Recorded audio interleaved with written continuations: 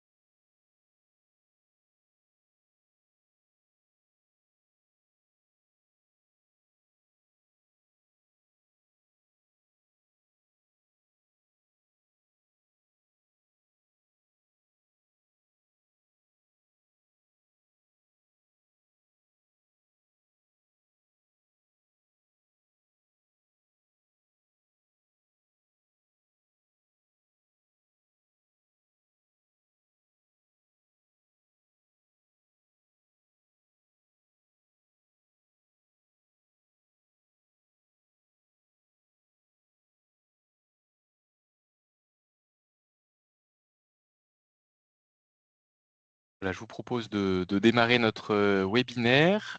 Donc, bienvenue à toutes et tous.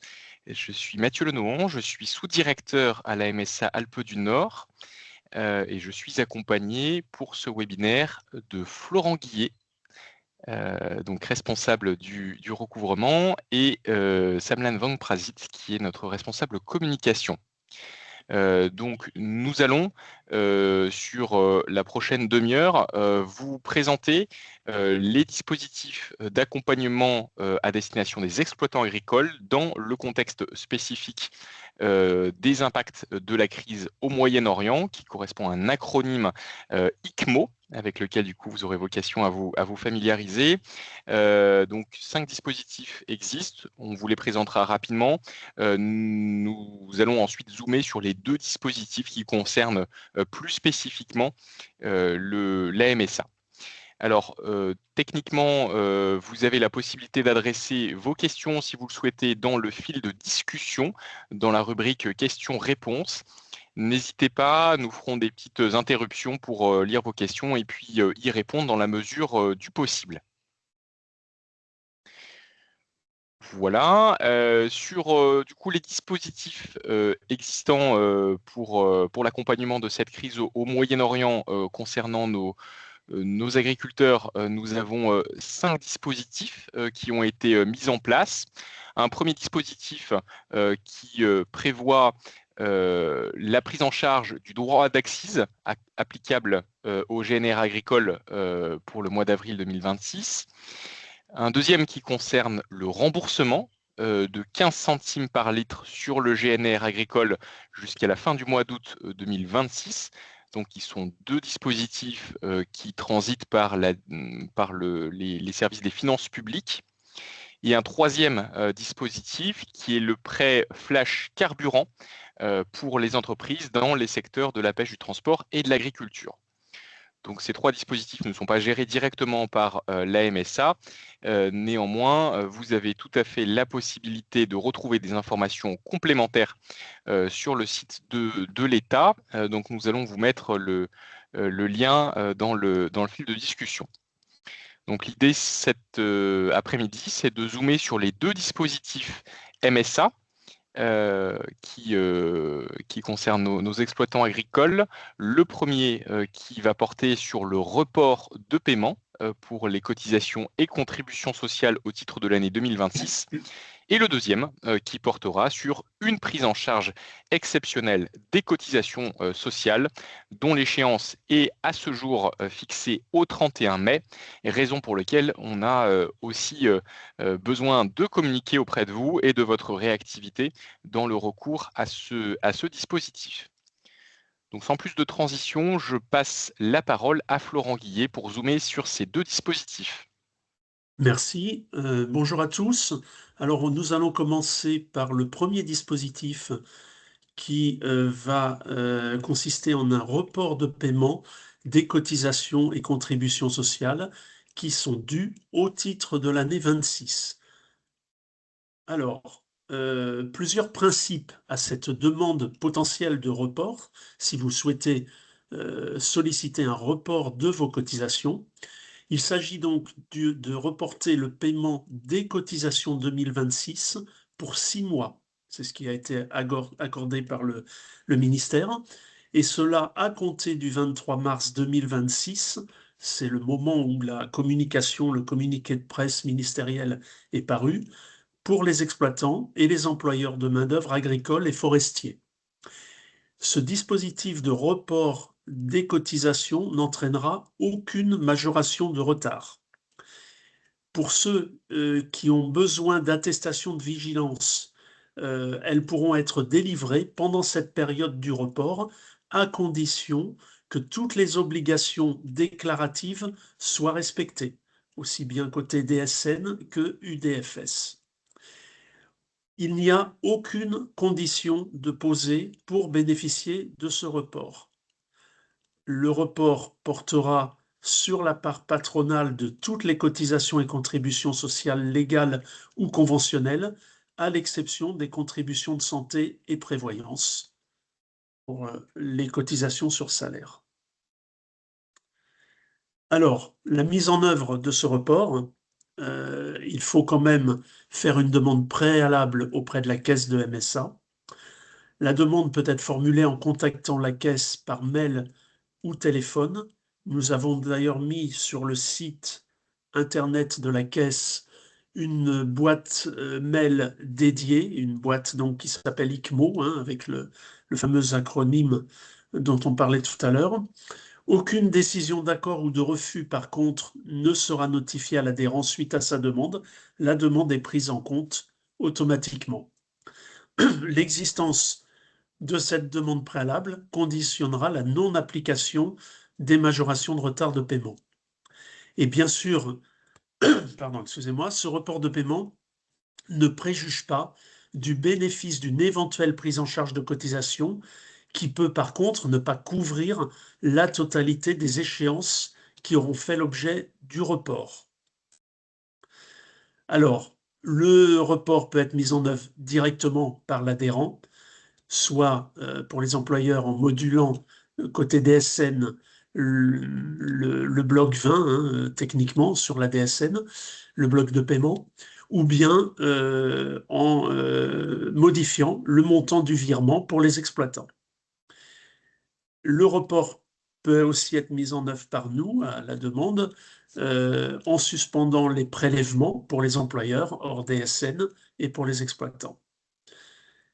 Alors, néanmoins, j'indique bien qu'il s'agit d'un report de cotisation qui va être valable pour 6 mois, jusqu'au 23 septembre 2026. Mais évidemment, comme tout report de cotisation, les cotisations ensuite devront être payées. Donc, bien sûr, on ne privilégie pas ce dispositif. On pense qu'il est préférable, si vous nous contactez par rapport à vos difficultés, qu'on puisse peut-être, en cas de difficulté de paiement, mettre en place directement et tout de suite un échéancier de paiement en lieu et place de la demande de report. Avec la possibilité, quand on fait un échéancier de paiement, de prévoir des échéances non linéaires suivant les situations, avec par exemple des montants plus faibles pour les premiers règlements. Donc voilà, ce dispositif existe clairement, il a été ouvert par le ministère cette possibilité de demander le report de vos cotisations. Mais bien sûr, c'est entre guillemets, c'est reculer pour mieux sauter parce que à partir de septembre, nous reviendrons vers vous pour la mise en place d'un échéancier ou en tout cas les modalités de paiement des cotisations qui auront été reportées. Donc voilà pourquoi on préconise plutôt, si vous sentez que vous commencez à être en difficulté pour le paiement des cotisations par rapport à l'environnement de cette guerre au Moyen-Orient, de nous contacter directement et de voir les modalités peut-être de privilégier un plan de paiement. Voilà pour ce dispositif de report, avec bien sûr, au final, la reprise du recouvrement, puisqu'on suspendra les actions de recouvrement jusqu'au 23 septembre 2026, et ensuite on reprendra contact après le report de paiement pour les modalités de paiement, donc via un échéancier.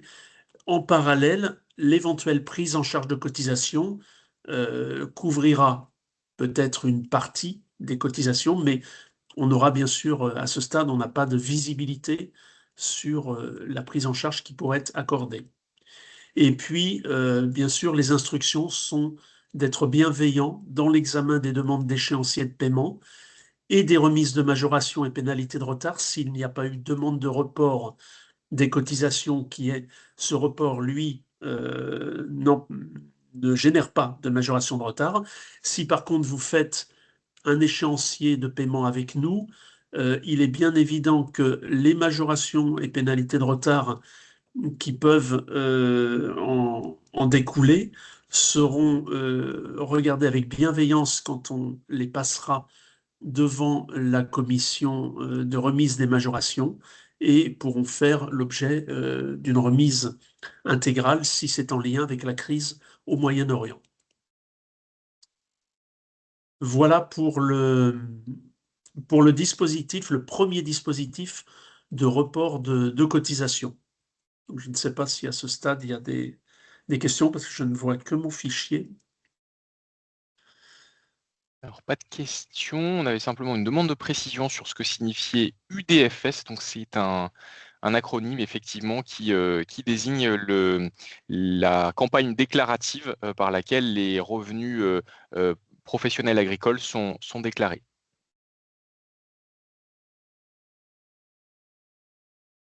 Il n'y a pas d'autres questions à ce stade sur le fil de discussion. N'hésitez pas hein, si vous souhaitez rebondir dessus.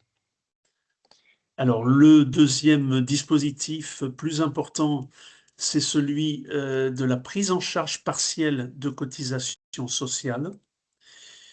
Donc, ce dispositif de prise en charge, il a fait l'objet d'un déblocage exceptionnel d'une enveloppe fléchée de 20 millions d'euros au niveau national, destinée à l'octroi de prise en charge de cotisations pour les adhérents qui sont impactés précisément par l'augmentation du GNR, donc le gasoil non routier.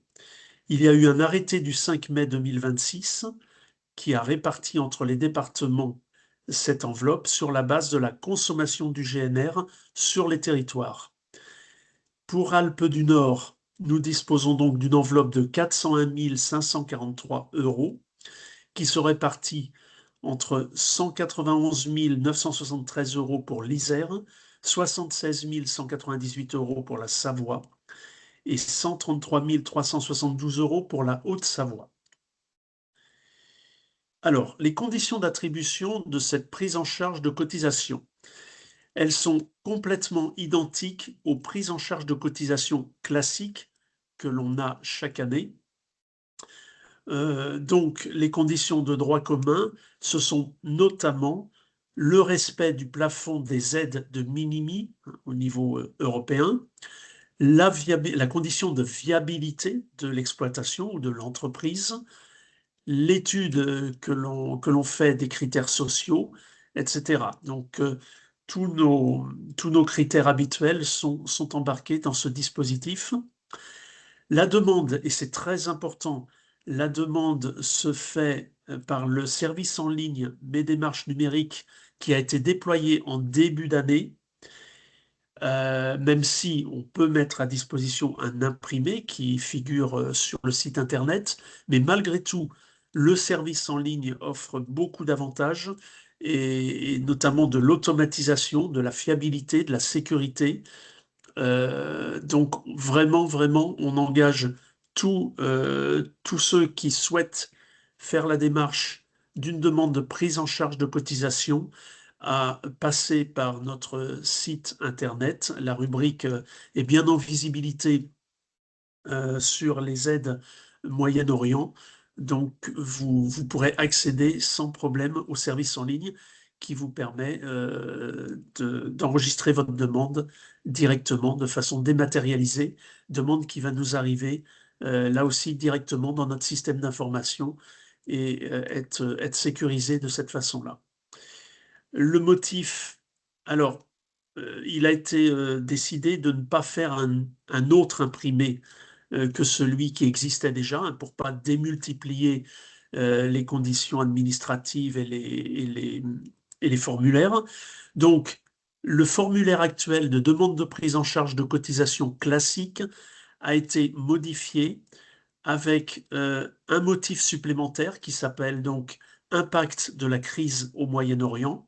Il a été ajouté au formulaire habituel avec aussi le nombre moyen annuel de litres de GNR consommés et les motifs des difficultés. Voilà, c'est la seule chose qui change dans l'imprimé classique. Donc il vous faut bien cocher ce motif-là, mais quand bien même, puisque vous êtes sur le formulaire habituel, si vous aviez une autre problématique que celle du Moyen-Orient, vous pourriez cocher les autres motifs à votre disposition et nous, on étudiera la prise en charge de cotisation au titre des différents motifs. Donc voilà, il n'y a qu'une seule démarche à faire par rapport à ce formulaire de demande.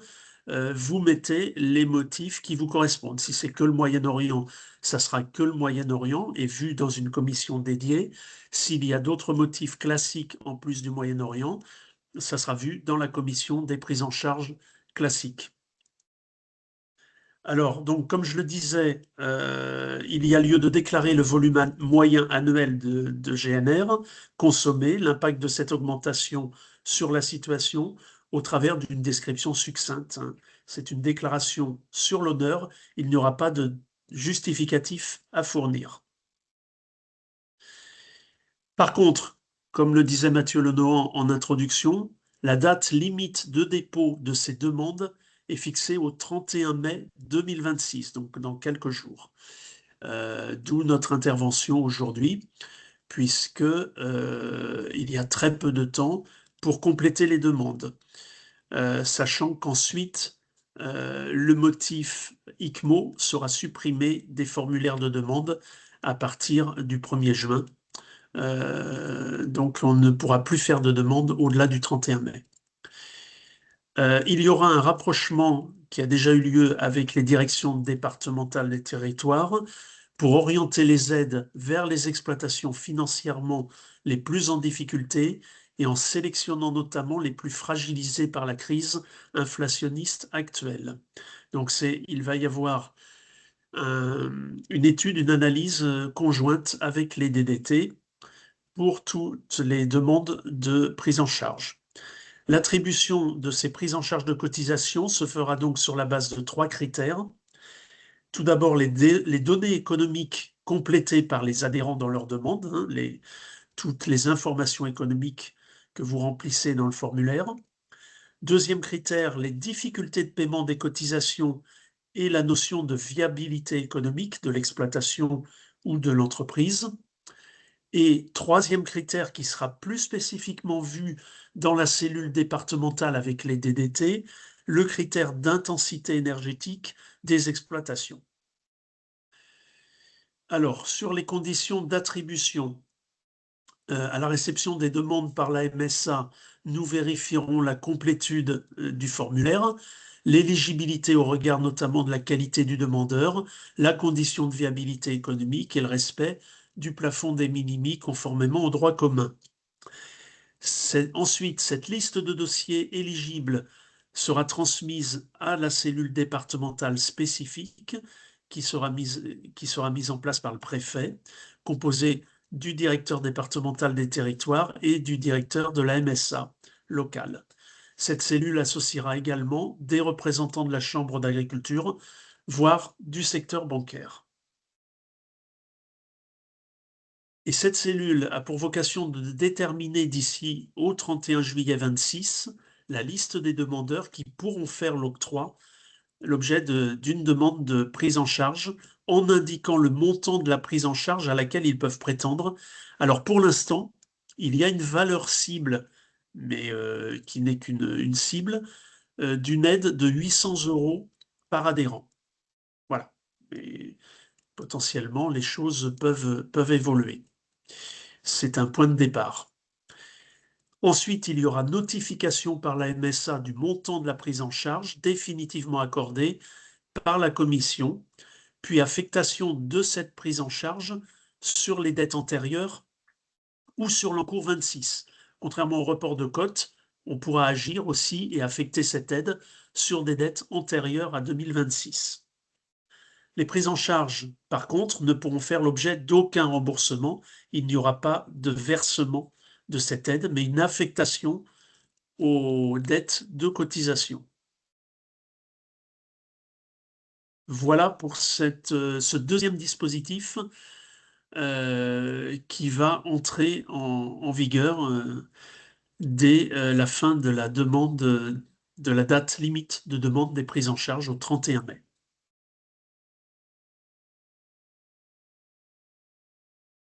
Alors, nous avions une question dans le fil de discussion sur ce que vous avez présenté. Est-ce que c'est une réduction de cotisation basée sur la consommation de GNR? Alors, la consommation de GNR est un des critères de la définition de la prise en charge de cotisation et qui sera traité, comme je l'ai dit, dans la cellule départementale avec la vision de la DDT, puisque nous, à la MSA, ce ne sont pas des données ni que nous avons, ni que nous maîtrisons. Donc, d'où la cellule départementale qui va déterminer et affiner les critères pour, comme je l'ai présenté, cibler les exploitations les plus en difficulté par rapport à cette consommation de GNR. Mais c'est vrai que dans le motif ICMO, il est pointé cette consommation de GNR et qui a justifié la mise en place de ce dispositif. Je me permettrai peut-être de préciser par rapport à cette notion de réduction de cotisation. Alors, c'est un petit peu mieux qu'une réduction de cotisation, puisque qui dit réduction de cotisation dit moins de droits sociaux associés. Donc là, la notion de prise en charge de cotisation, c'est bien la MSA qui paye les cotisations à la place de l'exploitant agricole. Et donc, ça veut dire que les cotisations sociales seront considérées comme payées par l'exploitant agricole, et donc les droits sociaux, notamment les droits retraite, les droits aux indemnités journalières Amexa, etc., seront bien valorisés, pris en charge comme si l'agriculteur avait payé.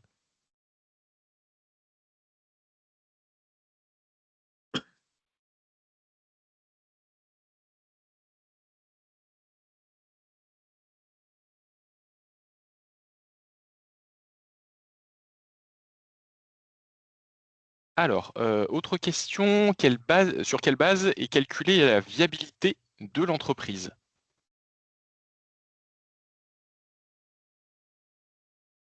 Alors, la viabilité de l'entreprise, c'est quelque chose de nouveau pour nous en MSA, puisqu'auparavant, elle était déterminée par la CDOA, par la commission départementale de l'orientation de l'agriculture. Donc c'est quelque chose de très nouveau cette année avec des critères un peu homogènes qui vont embarquer à la fois des critères économiques comme le chiffre d'affaires, le BE, et des critères d'endettement aussi, des critères que nous possédons côté MSA sur la situation économique là aussi.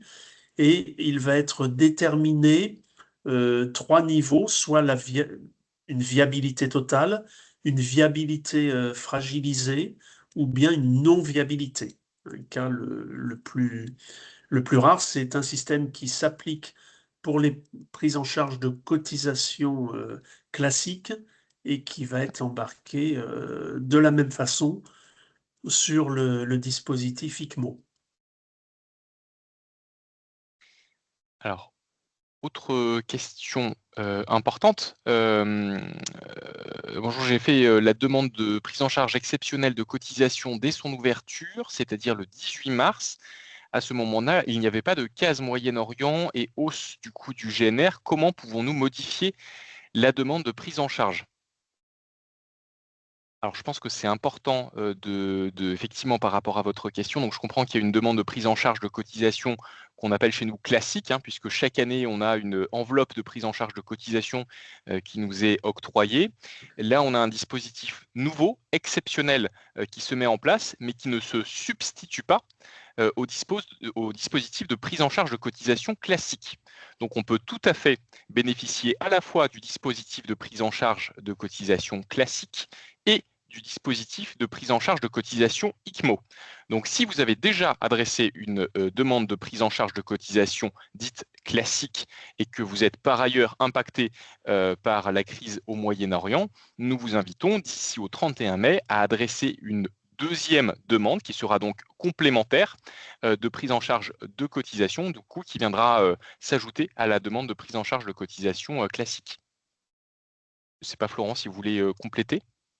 Non, non, c'est tout à fait ça. Autant pour les demandeurs qui agiraient maintenant, ils pourront même au travers du formulaire spécifique ICMO mettre d'autres motifs que l'on contrôlera nous et qu'on orientera vers la commission classique. Mais évidemment, comme vient de l'évoquer Mathieu, à partir du moment où vous auriez déjà déposé une demande classique, il faut repasser par le service en ligne et cocher ce motif ICMO pour éventuellement aussi remettre, si vous les avez toujours vers vous, un copier-coller de ce que vous avez pu mettre dans les déclarations du formulaire de PEC classique, ce qui vous évite de tout rechercher à nouveau. Mais en tout cas, en cochant bien ce motif, ce nouveau motif ICMO, ça sera indispensable pour nous puisqu'on on peut pas l'intégrer dans le premier formulaire qui ne disposait pas de ce motif-là.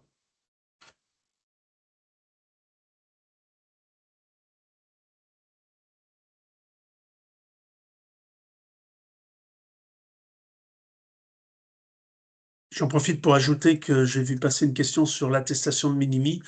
Donc, normalement, elle est intégrée dans le dispositif, mais vous avez sur notre site toujours la possibilité d'accéder aux documents dématérialisés d'attestation de minimi.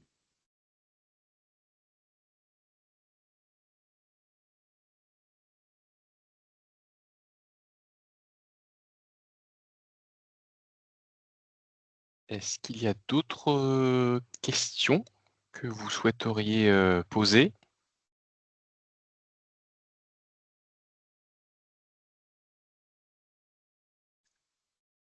Si ce n'est pas le cas, c'est l'occasion pour nous vraiment d'insister en particulier sur le dispositif de prise en charge de cotisation, puisque voilà, l'enveloppe n'est pas anecdotique et qu'on a une date butoir de transmission des demandes qui est aujourd'hui fixée au 31 mai. Voilà, d'où la nécessité de réaliser très rapidement cette demande. Donc vraiment, n'hésitez pas. Et puis pour toute question, n'hésitez pas à revenir vers nous.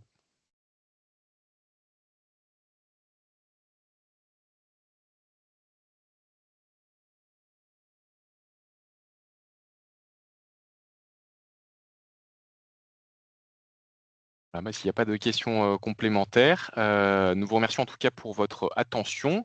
Bonne réalisation des démarches si ce n'est pas encore fait. Et très bonne suite et fin de journée à vous. Au revoir. Merci, au revoir. Attendez Mathieu. Mathieu, Florent, il y a une question Oui. qui vient d'arriver. Ah. Avez-vous dédié une ligne téléphonique spéciale? Alors, pas de ligne téléphonique spéciale, mais une boîte mail spécifique, effectivement, qui figure sur notre site dans l'encadré de la crise au Moyen-Orient et qui a été installé justement pour faciliter les échanges, les questions, et on vous recontacte. On a la capacité de vous recontacter suite à vos sollicitations à travers cette boîte mail. Puis c'est l'occasion aussi pour nous peut-être de remettre en visibilité les différents canaux de contact et les numéros dédiés MSA que je vais remettre en visibilité sur le fil de discussion. Voilà, s'il n'y a pas d'autres questions, nous vous souhaitons une bonne suite de journée et une bonne suite de semaine. Au revoir. Merci, au revoir.